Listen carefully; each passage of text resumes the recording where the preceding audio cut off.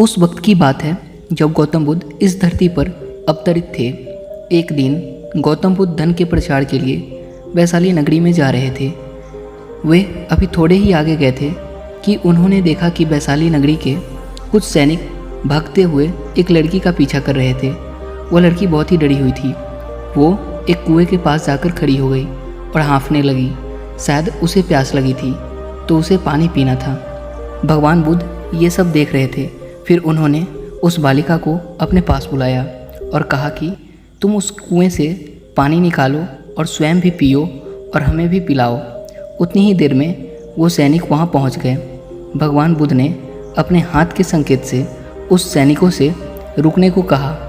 फिर उस बालिका ने गौतम बुद्ध को कहा कि महाराज, मैं तो अछूत हूँ। मैं इस कुएं से पानी निकालूंगी तो जल दूषित हो जाएगा। मैं आपको कैसे पानी पिला सकती हूँ। भगवान बुद्ध ने उसे फिर से कहा, बेटी, मुझे बहुत जोर की प्यास लगी है। पहले तुम मुझे पानी पिलाओ। उसी वक्त वहाँ पर वैशाली के राजा पहुँच गए। उन्होंने बुद्ध को नमन किया और सोने के बर्तन में पानी देते हुए कहा, महाराज, ये लीजिए, केवड़े और गुलाब का सुगंधित पानी आपके लिए है। लेकिन बुद्ध ने उस पानी को लेने से इनकार कर दिया और कहा कि हम इस बालिका से पानी पिएंगे। राजा थोड़ी देर वहाँ रुक गए। बुद्ध ने फिर से उस बालिका से अपनी बात दोहराई। फिर बालिका से रहा नहीं गया। इस बार साहस बटोरकर उसने कुएं से पानी निकाला। फिर पानी स्वयं भी पिया और बुद्ध को भी पिलाया। फिर पानी पीने के बाद बुद्ध ने बालिका से पूछा, पुत्री, तुम इतना डरी हुई क्यों है? तुम्हें किससे भय है? फिर बालिका ने पूरी बात बताई कि मुझे राजा के दरबार में गाने का अवसर मिला था। मैंने गीत गाते हुए नृत्य किया। सभाजनों ने खूब आनंद लिया। महाराज को भी बहुत अच्छा लगा। फिर उन्होंने अपनी माला मुझे भेंट की।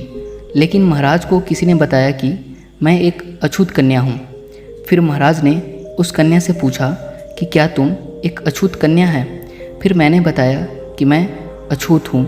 राजा ने यह सुनते ही अपने सैनिकों को आदेश दिया कि इस कन्या को कैद खाने में डाल दो। मैं किसी तरह वहाँ से बचकर यहाँ तक पहुँची थी तो आप मुझे मिल गए। बुद्ध ने पास में खड़े उस राजा को कहा कि सुनो राजन, मैं चाहता हूँ कि मेरी इस बात को आप सदैव याद रखें। किसी भी इंसान की पहचान उसके धर्म या जाति से नहीं कर उसके गुणों और कर्मों से की जाती है। जिस बालिका के मधुर कंठ से निकले गीत और नृत्य का आप सबने आनंद उठाया, उसे पुरस्कार दिया, जिसके कार्य इतने अच्छे हैं, वे अछूत हो ही नहीं सकती और आप उसे अछूत कह रहे हैं। सारी प्रजा का पिता होकर ऊंच नीच का भेदभाव रखते हैं। सुनो राजन, यहाँ पर नीची सोच और छोटे कार्य करके अछूत होने का परिचय तो आपने दिया है। इसीलिए मेरी नज़रों में वह कन्या नहीं बल्कि आप अछूत हैं। वैशाली नरेश को अपने इस कार्य से घृणा होने लगी और बहुत पछतावा हुआ। फिर वह बुद्ध के चरणों में गिर पड़े और क्षमा मांगने लगे और कहा कि आपकी इस बात को मैं सदैव याद रखूँगा। फिर वहाँ से चले गए। दोस्तों, इस कहानी से हमें यह शिक्षा मिलती है कि कोई भी इंसान अपने कार्यों और विचारों से बड़ा बनता है, अपने धर्म या जाति से नहीं।